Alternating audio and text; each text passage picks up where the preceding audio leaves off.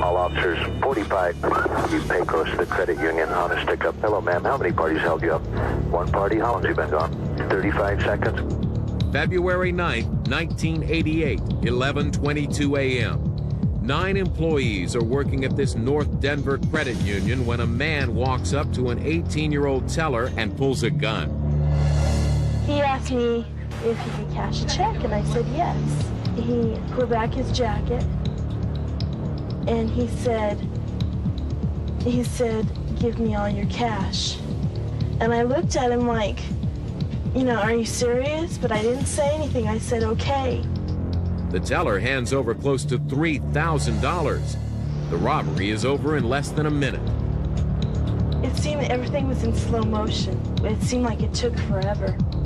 As terrified as she is, the teller runs to the window and manages to get a description of the suspect's car.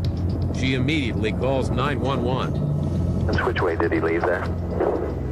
Okay, it's one white male in his 20s, 5'11", has been gone a couple minutes now. Left eastbound on 46th. Based on the teller's information, it only takes the police 4 minutes to spot the suspect on Interstate 70. A high-speed pursuit begins and soon moves onto the local streets of North Denver. Nearby, a KCNC TV News helicopter is in the air shooting a story about highway construction. The man behind the camera is Jim Stair, and the highly decorated Vietnam veteran behind the controls is Mike Silva. Got the pictures. We're flying back. Seconds later, I get the call.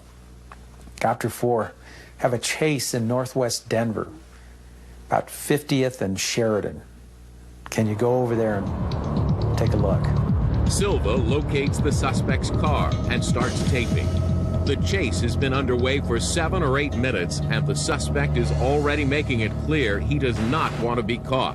In a couple of points in the chase, the patrol cars would come up and be heading the opposite direction, trying to block him in, and the suspect would act like he was willing to ram them to get away. There's a reason for the suspect's desperation. Police later identify him as prison escapee Phillip La Force Hutchinson. At the age of 23, he is already a career criminal with convictions for kidnapping a child and assault and robbery.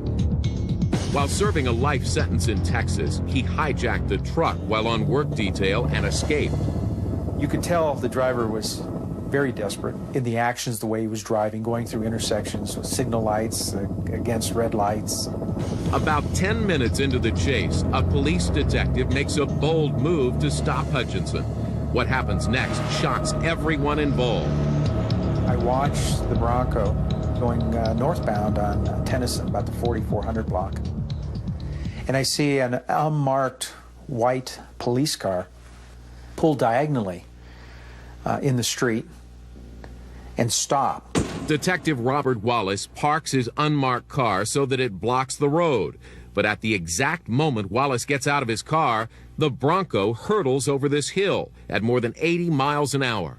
When the suspect came over the hill, it caught him by surprise. I don't think that he realized the rate of closure, the speed. I don't think he knew he was that close. And he hesitated in surprise or shock just for a second. That was enough for the suspect to drive right through that police officer, send his body hurtling about 130-some feet, and killing him instantly. We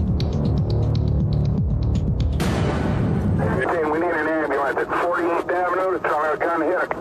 Okay, we got an officer down here. The pedestrian, 48th and Tennyson, quick. Okay, ambulance is responding.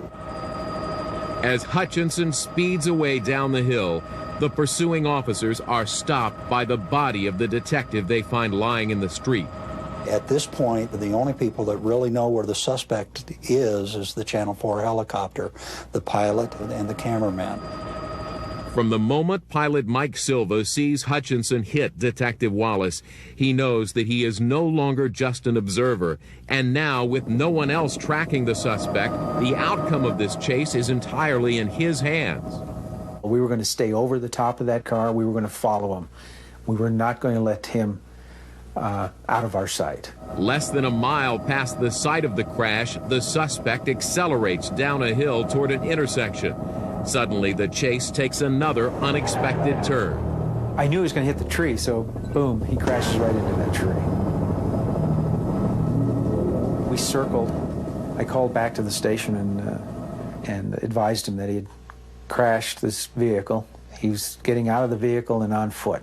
Silva knows he must make contact with the police. He can hear the police over his scanner, but he can only communicate with the TV station. He asks someone there to call 911, which then contacts the police dispatcher. It's a slow process, but it works. He's out of the car at 51st and on foot. And the suspect starts running through the neighborhood here. See, he's carrying the briefcase with the money from the robbery. As Hutchinson becomes increasingly agitated, anyone in his path is in grave danger. After just a couple of minutes of running through the backyards with only the helicopter keeping him in sight, the suspect crosses into Adams County to the north of Denver. This is an apartment building. As he runs into the parking lot, he sees a vehicle leaving. And he tries to commandeer that vehicle, and then there's a lady putting her infant in this little blue car here. Hutchinson targets a car driven by Mary Barbary. Her 14-month-old son, Devin, is strapped into a child seat next to her. Well, when he first came up and opened my door, the thing I was thinking, he's going to be in my car. Where are we going to go? What are we going to do? What's going to happen? Is he going to kill me? What happens next is a moment of sheer terror. Hutchinson points his gun and shoots. Channel 4 helicopters overhead. Party has fired at a civilian vehicle here. Thought he shot my baby for some reason because the door's open. I hear a gunshot, and I thought for sure he had shot him. I thought I would never see them next to corners. I thought I was dead. The bullet Hutchinson fires from his chrome .357 Luger passes through Mary's rear windshield and just misses her baby. Now, in search of another car, he runs through a gully into a trailer park a block away. I bring the helicopter around to the back. You can see him looking up at us. And he's very upset. You can see that on his face. And he's fatigued. I don't think he's really sure what he's going to do about us, but he's thinking about it. It is 20 minutes since the credit union robbery. The suspect, becoming increasingly desperate, points his gun at the news helicopter. Cameraman Jim Stair takes cover as he and pilot Mike Silva are looking death in the face. He was incredibly upset with it. I took it personal. I did, and I'm glad I did, because it was personal. After he ran over that police officer. This time, the gunman does not shoot, but clearly Silva and Stair are now in great danger. They are the only thing standing between this armed killer and his escape.